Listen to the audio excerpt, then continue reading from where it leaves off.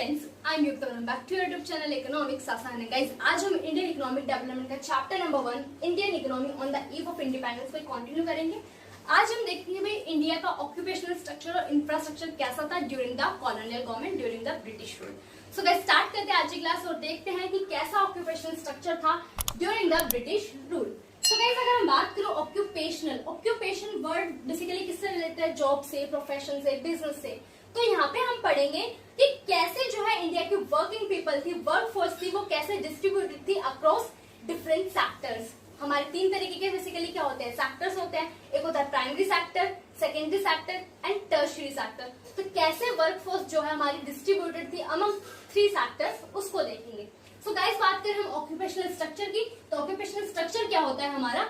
Distribution of working person across different industries and sector. तो distribution देखते हैं basically हम वर्किंग पर्सन का across different industries and sectors में, ठीक है। अब वर्किंग पर्सन या वर्क फोर्स की बात करें तो वो पीपल बेसिकली जो वर्क में लगे हुए हैं किसी न किसी, अब किसी इंडस्ट्री में भी हो सकता है, किसी सेक्टर्स में भी हो सकता है। अगर मैं बात करूं प्राइमरी सेक्टर की, तो प्राइमरी सेक्टर में क्या करते हैं कि जो नेचुरल रिसोर्सेज होते हैं उनका यूज करके प्रोडक्शन करते हैं। फॉर एग्जाम्पल के लिए एग्रीकल्चर हो गया। देन बात करें हम सेकेंडरी सेक्टर में हम रॉ मटेरियल का यूज करके मैन्युफैक्चर करते हैं, मैन्युफैक्चरिंग गुड्स बनाते हैं, तो मैन्युफैक्चर सेक्टर हो गया। देन बात करें टर्शियरी सेक्टर, जिसको हम सर्विस सेक्टर भी बोलते हैं, कि उसमें हम सर्विसेज प्रोवाइड करते हैं। फॉर एग्जांपल टीचर हो गया, डॉक्टर हो गया। तो कैसे जो है वर्क फोर्स इंडिया की डिस्ट्रीब्यूटेड थी अमंग दीज सेक्टर्स, उसको देखते हैं। सो अगर हम बात करें कि फर्स्ट आता है हमारा प्रीडोमिनेंस ऑफ प्राइमरी ऑक्यूपेशन, की जो प्राइमरी ऑक्यूपेशन था, जो प्राइमरी सेक्टर था, उसकी प्रीडोमिनेंस थी, मतलब एग्रीकल्चर क्या था? प्रीडोमिनेंस था। Most of the people dependent थे किस पर? एग्रीकल्चर पर। तो जो वर्क फोर्स थी इंडिया की, उसका बेसिकली ज्यादातर पार्ट किस पर डिपेंडेंट था? किस में लगा हुआ था? एग्रीकल्चर में लगा हुआ था। तो एग्रीकल्चर में 75% ऑफ वर्क फोर्स थी। अगर मैं बात करूं मैन्युफैक्चरिंग और सर्विस सेक्टर, मतलब सेकेंडरी और टर्शियरी सेक्टर में 25% वर्क फोर्स थी। तो प्रीडोमिनेंस किसकी थी? प्राइमरी सेक्टर मतलब एग्रीकल्चर की। 75% वर्क फोर्स किस पर लगी हुई है? एग्रीकल्चर में काम कर रही है, ठीक है। देन बात करते हैं रीजनल वेरिएशन थी। रीजनल वेरिएशन का मतलब कि बेसिकली एरिया टू एरिया, ऐसे स्टेट टू स्टेट पे डिपेंड करता है ना कि किस ऑक्यूपेशन में कितनी वर्क फोर्स लगी हुई है। फॉर एग्जाम्पल के लिए कि तमिलनाडु हो गया, आंध्र प्रदेश हो गया, केरला हो गया, कर्नाटका हो गया, महाराष्ट्र हो गया और वेस्ट बंगाल हो गया, ठीक है। अब यहाँ पर जो वर्क फोर्स थी ना, एग्रीकल्चर पर डिपेंडेंट कम होने लग गई एज कम्पेयर टू, अब उनकी डिपेंडेंसी किस पर बढ़ने लग गई? मैन्युफैक्चरिंग एंड सर्विस सेक्टर पर, कि ज्यादा लोग अब मैन्युफैक्चरिंग और सर्विस सेक्टर में इन्वॉल्व हो गए as compare to agriculture. But अगर मैं बात करूं ओडिशा की, राजस्थान की, पंजाब की, तो यहाँ पे एग्रीकल्चर लोग ज्यादा करते थे, मतलब यहाँ पे जो वर्क फोर्स थी वो एग्रीकल्चर ज्यादा करती थी, और इन स्टेट में एग्रीकल्चर पर कम कर दिया बेसिकली वर्क करना, और किसमें चले गए? वो मैन्युफैक्चर और सर्विस सेक्टर में चले गए, ठीक है। अब देखते हैं इंडिया का इंफ्रास्ट्रक्चर कैसा था ड्यूरिंग द कॉलोनियल गवर्नमेंट।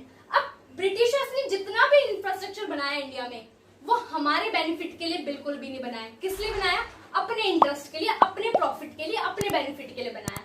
तो देख लेते भी क्या क्या इंफ्रास्ट्रक्चर बनाया और किस रीजन से बनाया गया, उसको देखते हैं। तो यहाँ पे हम देखेंगे इंफ्रास्ट्रक्चर और रीजन फॉर इंफ्रास्ट्रक्चर डेवलपमेंट, कि इंफ्रास्ट्रक्चर तो क्या क्या बनाया उसको तो देखेंगे, और रीजन क्या था भाई, उसके पीछे उनका क्या मकसद था बनाने का, उसको भी देखेंगे, रीजन को भी जानेंगे। तो सबसे पहले हम बात करते हैं कि रोड्स बनाए ब्रिटिशर्स ने। क्यों बनाए? ताकि मोबिलाइजिंग कर सके army within the India. कि मोबिलाइजिंग का मतलब क्या है? कि इजिली मूव हो जाए army one state to another within the India. Road बन जाएंगे तो इजिली मूव कर पाएंगे ना, मूवमेंट इजिली हो पाएगी आर्मी की, एक स्टेट से दूसरे state easily basically road transport के थ्रू मूव कर पाएगी। तो इसलिए रोड बनाए गए, एक तो आर्मी को मोबिलाइज करने के लिए, आर्मी को वन प्लेस टू अनदर भेजने के लिए। Then shifting of raw material, India से बेसिकली रॉ मटेरियल कहाँ जाता था? इंग्लैंड में फिर रॉ मटेरियल का यूज करके वो फिनिश गुड प्रोड्यूस करते थे, उसके वो इम्पोर्ट होके कहाँ जाता था भाई? इंडिया में हम इम्पोर्ट करते थे वहां से फिनिश गुड्स को, है ना, इंडस्ट्रियल गुड्स को ब्रिटिशर्स के। अब यहाँ से प्रॉफिट कमाते थे एक तो वो, और कैसे करेंगे भाई शिफ्टिंग ऑफ रॉ मटेरियल? अब वो क्या करते थे, जो भी रॉ मटेरियल था ना इंडिया से, उसको नियरेस्ट रेलवे स्टेशन या नियरेस्ट पोर्ट तक पहुंचा देते थे। रोड्स के थ्रू क्या हो गया, जो रॉ मटेरियल हो गया उसको नियरेस्ट रेलवे स्टेशन तक पहुंचा दिया, पोर्ट्स के पास पहुंचा दिया, ताकि क्या हो सके, उसको सेंड कर सके इंग्लैंड में।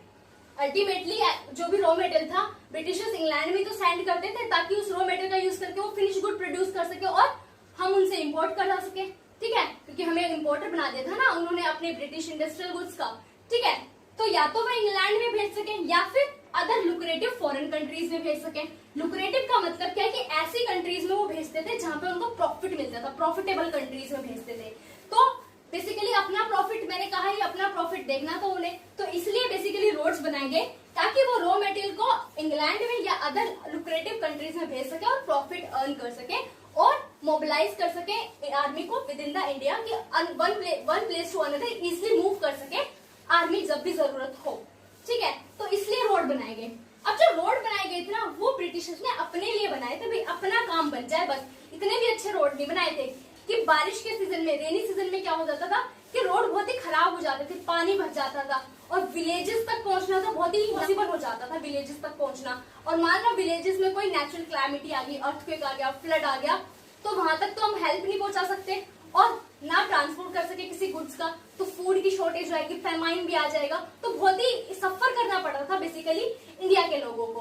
तो यहाँ पे फायदा किसका था? बेसिकली ब्रिटिशर्स का था। ब्रिटिशर्स ने अपने बेनिफिट के लिए रोड, बेसिकली इंफ्रास्ट्रक्चर जो है रोड का डेवलप करा। देन बात करते हैं उन्होंने क्या बनाए भी, रेलवेज बनाए, रेलवे भी डेवलप करी। तो फर्स्ट जो रेलवे इंट्रोड्यूस हुई थी इंडिया में वो 1850 में बनाई गई थी। अब इससे क्या हुआ था, रेल बनने से क्या हुआ था कि enable people to undertake long distance travel, कि अब लोग इजिली लॉन्ग डिस्टेंस ट्रैवल कर सकते हैं। आज के टाइम पे भी अगर बात करूं कि अगर उनको लॉन्ग डिस्टेंस ट्रैवल करना है, या तो मैं एरोप्लेन के थ्रू जाऊंगी, अगर एरोप्लेन के थ्रू नहीं जाऊंगी तो फिर नेक्स्ट ऑप्शन क्या होगा मेरे लिए, रेल। कि अगर मेरे को दिल्ली से राजस्थान जाना है तो मैं रेल को प्रेफर करूंगी। क्यों? क्योंकि एक तो स्पीड से पहुंचूंगी मैं और चीपर भी होगा। तो रेल आने के बाद क्या हुआ था कि people easily long distance travel कर पा रहे थे। देन क्या हुआ था, it broke geographical and cultural barrier. Geographical और कल्चरल बैरियर ब्रोक हो गए थे। कैसे ब्रोक हुए थे? फॉर एग्जाम्पल के लिए कि कोई केरला में रह रहा है, उसके अपने अलग कल्चर्स हैं, ठीक है, और वो केरला से ट्रैवल करके जाता है कहाँ पर भाई, राजस्थान में, तो वहां पे अलग कल्चर है। तो कल्चर्स बेसिकली आपस में क्या होंगे, ट्रांसमिट होंगे, है ना। ज्योग्राफिकल बाउंड्रीज बेसिकली ब्रोक होंगी क्योंकि पहले रेलवे नहीं थी, रोड्स नहीं थे, तो फिर हम ट्रांसपोर्ट थोड़ी कर पा रहे थे, पैदल पैदल कितना जाएंगे भाई। तो ट्रांसपोर्टेशन से बेसिकली क्या हुआ, ज्योग्राफिकल बाउंड्रीज भी ब्रेक हुई और कल्चरल बैरियर्स भी ब्रोक हुए, बेसिकली कल्चरल ट्रांसमिशन भी बढ़ा। ठीक है, तो इससे क्या हुआ, प्रमोट हुआ नेशनल इंटीग्रेशन। नेशनल इंटीग्रेशन मतलब कि एक तरीके से सभी स्टेट्स जो इंडिया के, उनके अंदर क्या आई, फीलिंग ऑफ वननेस आई। ठीक है, ब्रदरहुड की फीलिंग आई। तो इससे एक चीज अच्छी हुई थी कि भाई feeling of oneness, national integration हो गया था। देन बात करें, it enhance commercialisation of Indian agriculture. हमने पढ़ाई था भी, कमर्शियलाइजेशन कर दिया था एग्रीकल्चर को, कि इंडिया जो है बेसिकली अब क्या करता था, प्रोडक्शन जो करता था वो मार्केट में सेलिंग पर्पस के लिए करता था, ना कि फॉर सेल्फ कंजम्पशन। तो इसका एक एडवर्स इफेक्ट भी पड़ा था कि सेल्फ सफिशिएंसी जो है इंडिया की वो फुलफिल नहीं हो पाती। क्यों? क्योंकि अब वो अपने कंजम्पशन के लिए एग्रीकल्चर नहीं कर रहे, वो सेलिंग पर्पस के लिए कर रहे, कमर्शियलाइज कर दिया कि मार्केट में सेल करने के लिए प्रोडक्शन कर रहे हैं। ठीक है, अब तुम सोचोगे भाई ये तो अच्छी बात है कि भाई लॉन्ग डिस्टेंस ट्रैवल कर पा रहे हैं, नेशनल इंटीग्रेशन की फीलिंग डेवलप हो रही है, तो ये तो अच्छी बात है। बट नहीं भाई, कुछ ना कुछ, मैंने कहा कि कुछ ना कुछ मकसद था, कुछ ना कुछ रीजन था ब्रिटिशर्स का इस इंफ्रास्ट्रक्चर को डेवलप करने के लिए। क्या रीजन था उसको देखते हैं। Effective control and administration over the vast Indian territory, की इंडिया इतनी बड़ी कंट्री है तो उस इंडिया की इतनी बड़ी टेरिटरी को कंट्रोल और एडमिनिस्ट्रेशन कर सके इजिली ब्रिटिशर्स, इसलिए रेल डेवलप करी गई कि रेल के थ्रू वो इजिली इंडिया में क्या कर सकते हैं, ट्रैवल कर सकते हैं। तो इससे क्या होगा, कंट्रोल भी कर पाएंगे और एडमिनिस्ट्रेशन भी कर पाएंगे इंडिया की इतनी वास्ट टेरिटरी को भी। ठीक है, देन हुआ कि earn profit through foreign trade. Foreign trade के थ्रू क्या कर पाएंगे, प्रॉफिट अर्न कर पाएंगे। कैसे करेंगे भाई, अब रेल जो थी ना उसको लिंक कर दिया था पोर्ट्स के साथ। रेल क्या करेगी, गुड्स को पोर्ट्स तक पहुंचाएगी और पोर्ट्स पे क्या होगा कि शिप जो है बेसिकली उस गुड्स को लोड करेगी और अदर कंट्रीज तक पहुंचा देगी। तो फॉरेन ट्रेड में रेल हेल्प कर रही थी, तो प्रॉफिट अर्न कर रही थी basically Britishers foreign trade by linking railways with major ports. Ports basically क्या, जहां पर जो शिप है वो लोड या अनलोड करती है किसको, गुड्स को। तो इजिली जो है रेल को लिंक करा पोर्ट्स के साथ और पोर्ट्स पे शिप के थ्रू बेसिकली फॉरेन कंट्रीज तक क्या करा जाता था, गुड्स को पहुंचाया जाता था। तो प्रॉफिट अर्न करने के लिए बेसिकली रेल बनाए। देन रीजन क्या था, make profitable investment of British fund in India. अब ब्रिटिशों के पास फंड था बहुत सारा, अब वो चाहते थे कि ऐसी जगह लगाएं कि प्रॉफिट अर्न हो। तो रेलवे बनाना एक प्रॉफिटेबल इन्वेस्टमेंट थी। क्यों? क्योंकि यहाँ से इजिली क्या कर पा रहे हैं, वो फॉरेन ट्रेड कर पा रहे हैं। ठीक है, तो फॉरेन ट्रेड करके प्रॉफिट तो अर्न कर रहे हैं। ठीक है, देन आता है एयर एंड वाटर ट्रांसपोर्ट पर भी काम करा गया, बट इतना काम वो नहीं कर पाए। ठीक है, अब क्या हुआ कि वाटरवेज बनाने की सोची। उन्होंने सोचा तो था कि ये जो इनलैंड वाटरवेज बनाएंगे ना, ये कम्पीट कर पाएगी रेल को और कॉस्ट भी कम आएगी। क्योंकि अगर मैं बात करूं कि अगर रेल्स के थ्रू जा रहे हैं, ठीक है, रोड ट्रांसपोर्ट के थ्रू जा रही हूँ, तो ज्यादा कॉस्ट आती है ना, पेट्रोल वगैरह लग जाता है, ठीक है, रेल में भी कोल वगैरह लग जाएगा, ठीक है, तो कॉस्ट बहुत ज्यादा आती है। तो उन्होंने सोचा कि इंडिया में इतने सारे रिवर्स हैं, तो कैनाल्स वगैरह बनाते हैं, लेक्स वगैरह का यूज करते हैं, तो इनलैंड वाटरवे बनाते हैं, बोट वगैरह के थ्रू क्या करेंगे, गुड्स को ट्रांसपोर्ट करेंगे विद इन द इंडिया। अब इन्होंने बनाने की तो सोची, बट जब बनाया तो वो क्या था भाई, अनइकोनॉमिकल था, मतलब बहुत ही खर्चीला, बहुत ही एक्सपेंसिव हो गया, मतलब इकोनॉमिकल नहीं था, बचत नहीं हुई उनको, बहुत ज्यादा पैसा लग गया उनका। और उन्हें जो कैनाल बनाया था, कोस्ट कैनाल बनाया था, किस पर, ओडिशा कोस्ट पर बनाया था। अब उन्होंने देखा वो तो कम्पीट भी नहीं कर पा रहा रेलवे को, एक तो कॉस्ट भी ज्यादा आ रही है और इतना जल्दी जो है पहुंचा भी नहीं पा रहा गुड्स को, तो उन्होंने क्या कर दिया था, एट द एंड इसको अबेंडन कर दिया था, बंद कर दिया था, ठीक है। तो इतना अच्छा वाटर और एयरवेज नहीं बना पाए थे वो, ठीक है, ठीक है। अब एक डिफरेंस समझ लो कि इनलैंड वाटरवेज क्या, कि विद इन द इंडिया जो भी रिवर्स हैं या आर्टिफिशियल कैनाल्स बना लिए, ठीक है, लेक्स, इनका यूज करके हम बोट्स वगैरह के थ्रू क्या कर रहे हैं, ट्रांसपोर्टेशन कर रहे हैं। और अगर मैं बात करूं पोर्ट की, तो पोर्ट में हम ओशन या सीज के थ्रू, शिप्स के through one country to another country transport करते थे गुड्स का, ठीक है। यहाँ पे हम विद इन द इंडिया की बात कर रहे हैं, ठीक है, इनलैंड वाटरवेज बात कर रहे हैं, ठीक है, रिवर्स हो गया, कैनाल हो गया, लेक हो गया, इन सब की बात कर रहे हैं। देन आता है कम्युनिकेशन को भी अच्छा करने की कोशिश करी थी कि इलेक्ट्रिक टेलीग्राफ का यूज करने लगे। इलेक्ट्रिक टेलीग्राफ क्या है, एक मशीन है कि फॉर एग्जाम्पल के लिए मेरे पास इलेक्ट्रिक टेलीग्राफ की मशीन है, मैंने उसमें क्या करा, कुछ मैसेज टाइप करा, ठीक है। अब वो कुछ कोडेड लैंग्वेज में बेसिकली टाइप होता था, और इलेक्ट्रिकल सिग्नल के थ्रू जो दूसरा पर्सन होगा जिसको मैं भेज रही हूँ, उसके पास भी क्या होगी, इलेक्ट्रिक टेलीग्राफ होगा, और वो उसको वहां पे रिसीव कर लेगा। तो एक तरीके से कहूँ तो एसएमएस की तरह ही है, जो आज के टाइम में हम फोन पे एसएमएस रिसीव करते हैं, ठीक है, तो कुछ उसी तरीके का था। तो इससे क्या हुआ था, मेंटेन कर पा रहे थे वो इजिली लॉ एंड ऑर्डर को, कि इंग्लैंड में बैठे बैठे इजिली यहाँ पर जो उनके काम करने वाले होंगे, जो ऑफिसर्स होंगे ब्रिटिशर्स, उनको इजिली क्या करेंगे, मैसेज भेजेंगे और लॉ एंड ऑर्डर मेंटेन कर पाएंगे। बट अगर इलेक्ट्रिक टेलीग्राफ नहीं होता तो फिर खुद उनको आना पड़ता, तो बहुत ही भाई कॉस्टली हो जाता और टाइम पर बेसिकली इम्प्लीमेंट भी नहीं हो पाते लॉ एंड ऑर्डर्स। तो ये बहुत ही अच्छा करा था उन्होंने अपने इंटरेस्ट के लिए, फिर अपने इंटरेस्ट के लिए काम करा था। देन पोस्टल सर्विस की बात करें तो पोस्टल सर्विस सेंड करना लेटर्स वगैरह को, तो ये भी इतना अच्छा डेवलप नहीं था, ब्रिटिशर्स ने इतना अच्छा डेवलप नहीं कर पाए थे, ठीक है।